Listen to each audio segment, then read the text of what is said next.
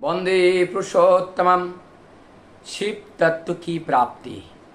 परम दयाल श्री ठाकुर जी ने शिव तत्व एवं शिव के बारे में, शंकर के शंभु के बारे में अनेकों प्रकार से वर्णन परम दयाल श्री ठाकुर जी ने किए हैं।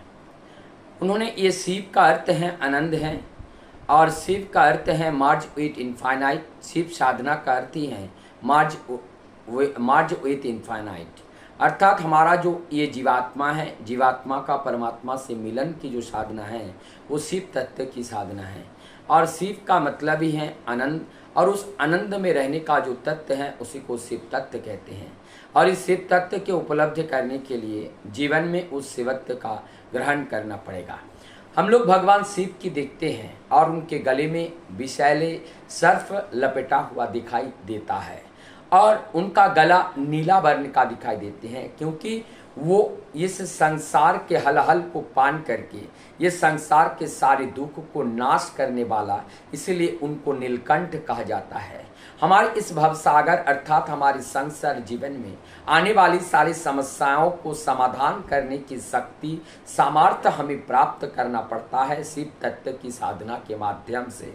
तभी जाकर के इस पारिवारिक जीवन, सामाजिक राष्ट्र जीवन में, परिवार जीवन में, व्यक्तिगत दाम्पत्य जीवन में जिस प्रकार की परेशानियां आती हैं वो सारे विष को पान करने की शक्ति हमारे अंदर उत्पन्न हो। इसलिए हमें उस शिव तत्व को ग्रहण करना पड़ेगा, शिव तत्व को जानना पड़ेगा।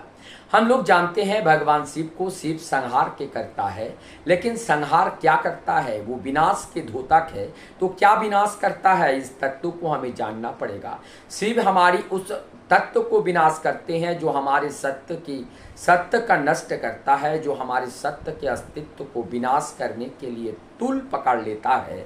उस तत्व को वो नाश करते हैं, उसको संहार करते हैं। संहार करते हैं हमारे जीवन में आने वाली मिथ्या को, संहार करते हैं हमारे जीवन की अज्ञानता को, संहार करते हैं हमारी अंदर की उस अप्रियता को, जिससे हमारी उस सत्य को संभालने का शक्ति कमजोर पड़ जाता है। और ये संहार करते हैं हमारे अंदर क्रूरता को, हमारे अंदर लोभ को, हमारे अंदर हिंसा को। ये सभी को संहार करके हमारे अंदर सत्य की स्थापना करने के लिए, उस परम सत्य, उस परम आनंद का स्थापना करने के लिए वो सहयोग करते हैं। इसलिए भगवान शिव बड़े दयालु हैं, क्योंकि वो अल्प उनकी आराधना से ही वो दया करके हमें उस भक्ति को प्रदान करते हैं, और जिस भक्ति को पा करके हम परम सत्य को जान पाते हैं और परम सत्य को समझ पाते हैं। ये जो सावन का महीना चल रहा है, भगवान शिव की आराधना कर रहे हैं, और इस भगवान शिव की आराधना करते हुए हमारे अंदर वो शक्ति सामर्थ्य को उत्पन्न करना होगा। हमें उत्तेजित नहीं होना है। हम सड़क पे चल रहा है, किसी से कोई बात हो गई, तुरंत हमने उनसे मारपीट किया, हमने अपने पास से हथियार निकाला, उनको गोली मार दिया, गाड़ी के नीचे दबा दिया। ये शिव साधना का प्रतीक नहीं है। शिव साधना का प्रतीक है प्रेम। शिव साधना का प्रतीक है असत्य का संहार करना और सत्य की स्थापना करना। ये शिव साधना के प्रतीक है।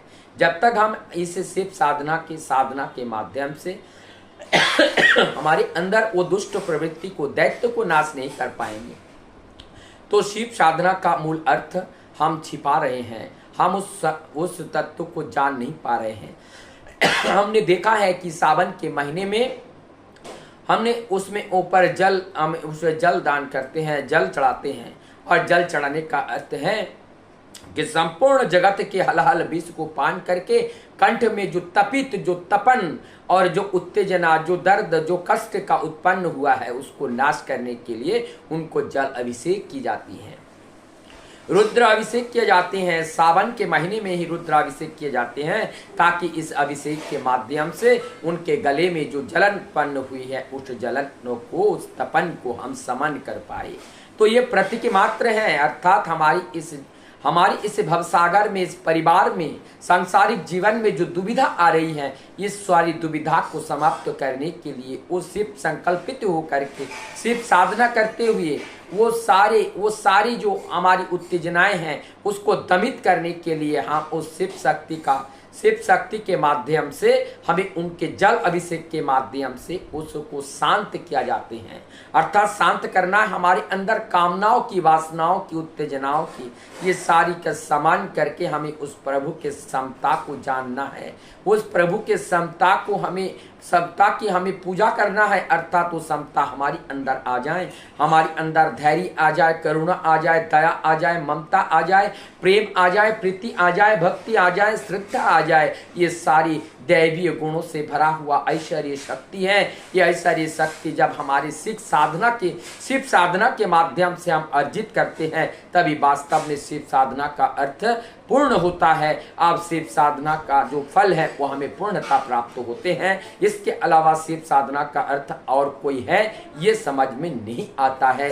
परम दयाल श्री ठाकुर जी यही बात हम सब लोगों को समझा रहे हैं कि जिसका हम पूजा करते हैं, आराधना करते हैं, उस प्रतीक रूप कार्य को समझे और कार्य को समझ करके उस देवी देवताओं को, उस गुणावली को अपने आत्मसात करे। आत्मसात करके उस ऐश्वर्य गुण के जो तत्व है उस तत्व में वृद्धि करे और वृद्धि करके जीवन का जो परम आनंद और परम सुख है उस सुख का अनुभूति को लाभ करे।